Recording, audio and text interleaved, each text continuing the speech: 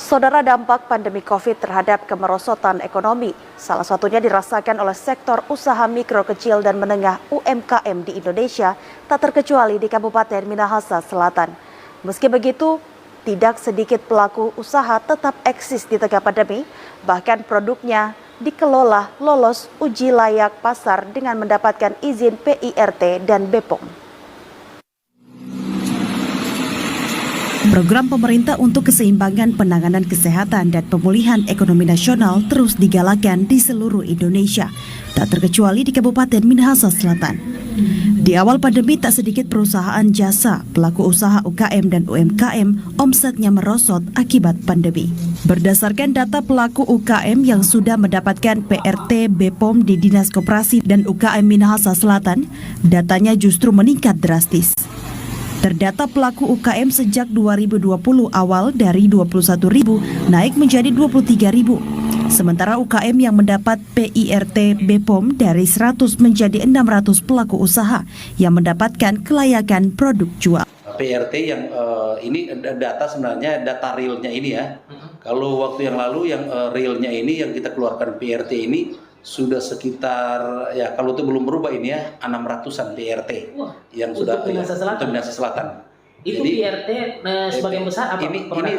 Ini sudah ada perizinan ya, sudah ada NIB-nya, ada yang BPOM-nya, ini sudah ada sertifikasi halalnya. Feibe Kalengkongan, salah satu pelaku usaha asal Tumpaan yang bangkit di tengah pandemi, berawal dari usaha berjualan bahan kue yang nyaris gulung tikar di awal pandemi. Lalu mencoba membuat roti di awal 2020, kemudian melakukan testimoni hasil racikannya pada tetangga dan menitipkan ke warung terdekat.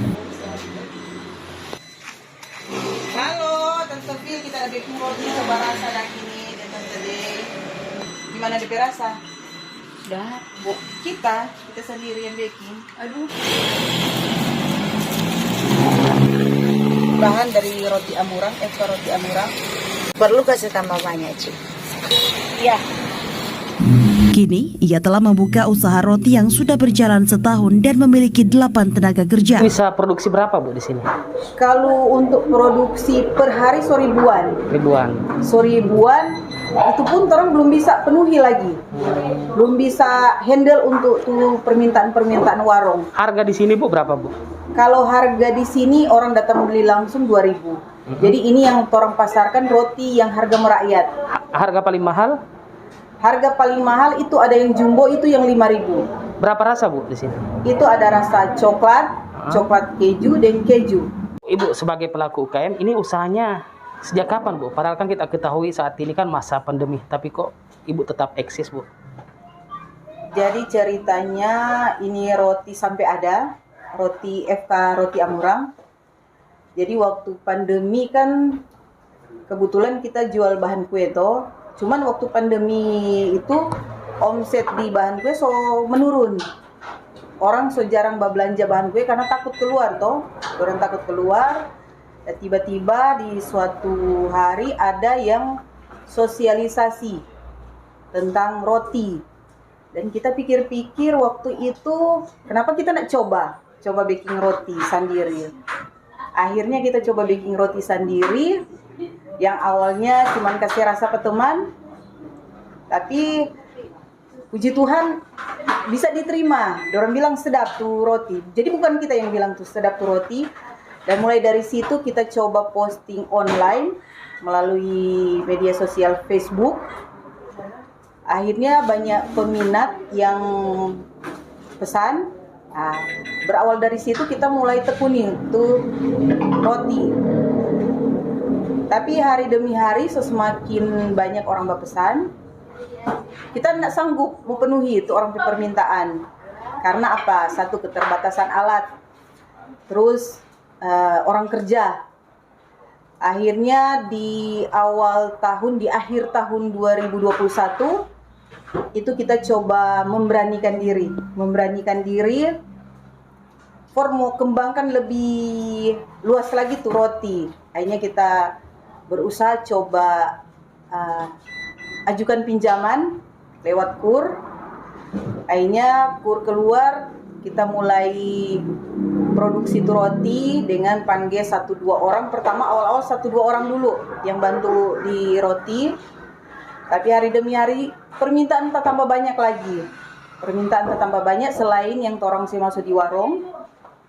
Belum yang di luar online itu orang beli langsung. Akhirnya semakin berkembang ini roti, orang semakin banyak tahu. Mulailah kita berpikir, oh, mesti tambah orang kerja. Di samping itu alat juga kita mesti tambah. Karena memang kita berpikir, kita tujuan juga mau buka ini roti, mau kembangkan ini roti untuk mau buka lapangan pekerjaan.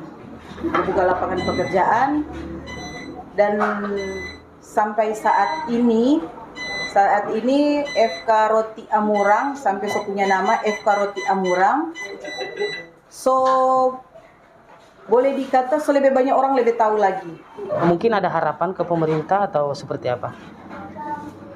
Kalau buat kita tapi harapan terbesar itu karena tujuan kita membuka lapangan pekerjaan. Karena sekarang yang tadinya cuma 1-2 orang, sekarang so ada 8 orang pekerja yang bantu.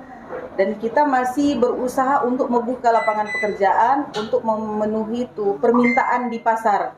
Jadi semakin banyak warung yang minta, tapi sampai saat ini orang belum bisa dapat handle itu semua. Karena apa? Orang masih keterbatasan alat. Penjualan Bu sudah sampai pasarnya di mana Bu? Selain seputaran Minsel, ini sudah berkembang juga sampai ke Manado.